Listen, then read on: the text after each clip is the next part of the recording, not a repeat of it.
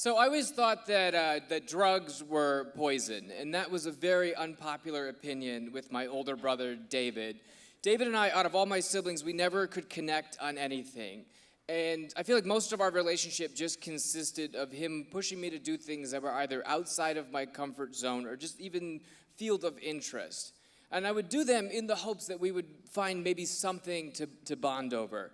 When he was 18, he wanted nothing more for his 18th birthday for me to not only buy him acid, but then take it with him. I was 15, I was like, well, I had never even had a sip of beer. I'm not gonna put my pants on whole body at a time with acid.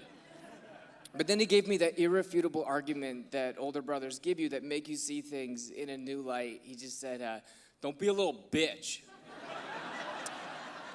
Cannot argue with that flawless older brother logic. Did you do debate? So I was like, okay, I'll do this with you under one condition. As long as we are home before dinner tonight. It was my turn to make dinner in the house. I know. And we would oscillate who would make dinner in the house because my mom was a terrible cook. Like maybe you have someone like this in your house where the first step of the recipe is taking the batteries out of the smoke detector.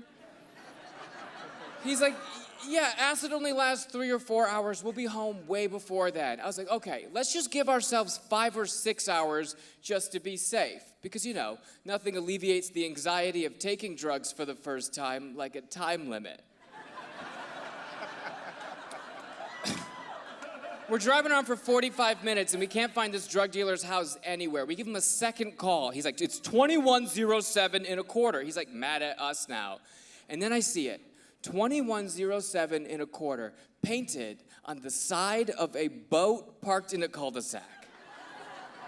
All right, no judgment, do whatever you gotta do to not be homeless, but if you live in a boat parked in a cul-de-sac and then someone asks you, where do you live, you don't get to say just numbers. So we knock on this suburban pirate's boat window, and we buy 2 tabs of acid from him each. We go up to the reservoir, we take the first tab, nothing happens. So we take the second tab. Oh, no. I also know it happens. Thank you.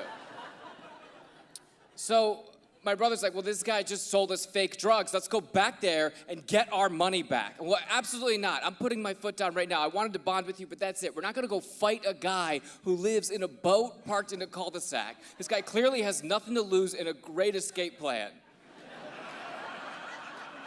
You burst one fire hydrant, you're out of there. So we go home, and just to be safe, I exile myself to my room, and I'm watching Discovery Channel's Planet Earth. And on this episode, they're featuring birds and their exotic mating calls. So these male birds will like puff out their chests, and they'll just like scream at females, a lot like real men. And unbeknownst to me, 2 tabs of acid have now kicked in, and the British narrator is blowing my mind. He says this, he goes, birds are nature's alarm clock. What? Then who wakes up the birds? Just then my mom comes in the room, she goes, hey, time to start dinner. Shit. When you are high, there is no greater chore than doing any chore. I need my brother's help with this, because I've never been high before, so I'm not thinking I cannot wait till this is over. My only thought is, well, I guess this is forever now. My eyes can just taste color. I go to my brother David's room. All you need to know about David's acid trip is that David is now in a puffy winter jacket, zipped up to his neck.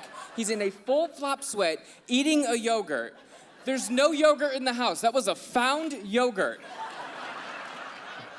That's the person I need help from.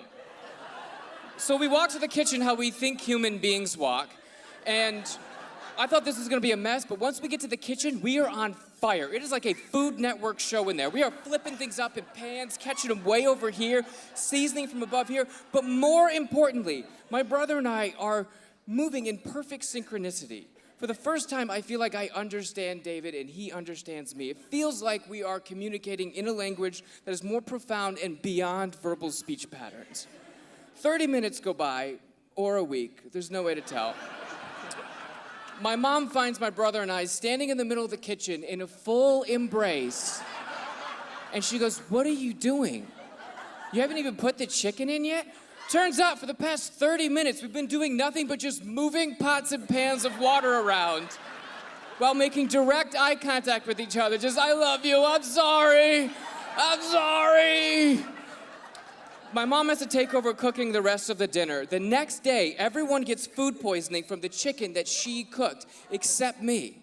I couldn't eat the chicken. I was looking at my plate, I was like, I'm not gonna eat nature's alarm clock. So because my brother forced me outside of my comfort zone, we finally got to bond, and the drugs that I thought were poison actually saved me from being poisoned. Thank you, guys.